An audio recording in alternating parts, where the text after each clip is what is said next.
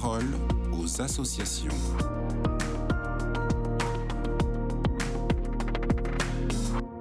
Florence Gros, bonjour. Vous êtes la directrice de l'Office chrétien des personnes handicapées. Vous nous parlez aujourd'hui de la permanence d'accueil de Lourdes pour les personnes handicapées.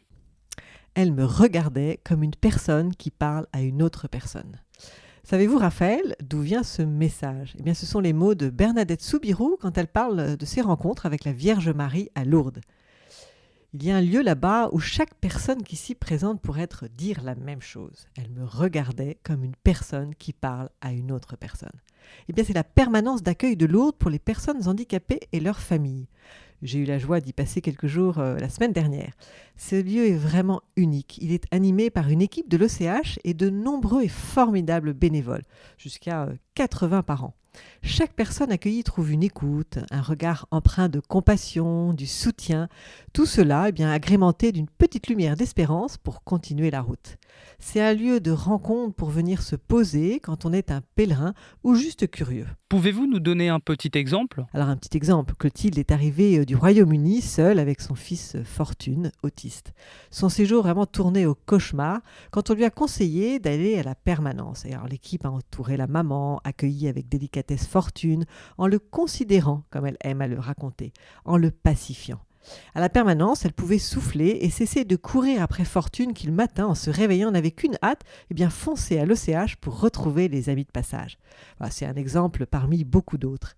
Les pèlerins isolés, confrontés au handicap ou à la maladie, sont donc les bienvenus. Ils peuvent aussi appeler la permanence en amont pour organiser leur futur pèlerinage. Par exemple, avant de se rendre à Lourdes, Armelle a appelé pour qu'elle et son mari, dont la maladie est vraiment extrêmement douloureuse, puissent recevoir le sacrement des malades.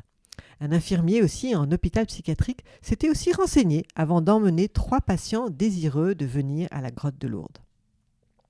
Personnes isolées, en famille ou en groupe, chacun est attendu. Alors je parle de groupe parce que cette permanence n'est pas qu'un lieu de réconfort pour les pèlerins handicapés isolés.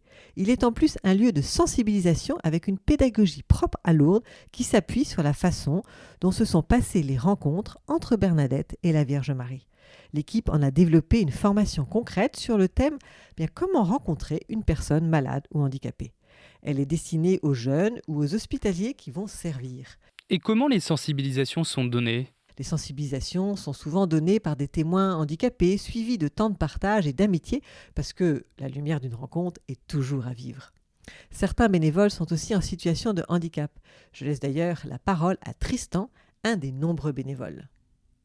Je m'appelle Tristan Tessier, j'ai 25 ans et j'habite à Lyon. Je suis atteint du syndrome de Digeorge avec une cardiopathie congénitale complexe. Je me rends à Lourdes depuis 2016, au pèlerinage avec le diocèse de Lyon. En me promenant dans le sanctuaire, je me suis approché de la maquette devant la permanence et là, Martine est venue me parler. Depuis, j'ai trouvé super une écoute, un réconfort, des connaissances et des rencontres qui m'ont apporté beaucoup et m'ont apaisé dans mes souffrances ainsi que dans mon estime de moi. À Lourdes, la saison dite des pèlerinages a réouvert le week-end de Pâques. N'hésitez pas à visiter la permanence d'accueil de la Fondation OCH quand vous vous rendrez au sanctuaire de Lourdes. C'est vraiment un lieu qui fait beaucoup de bien parce qu'il s'adapte à de nombreux besoins. Et puis en plus, il est facile à repérer au sein du sanctuaire car il est à l'entrée de la porte Saint-Michel. Merci beaucoup Florence Gros, je le rappelle, vous êtes la directrice de l'Office chrétien des personnes handicapées. Pour plus d'informations sur la Fondation, rendez-vous donc sur le site och.fr. Très belle journée à vous.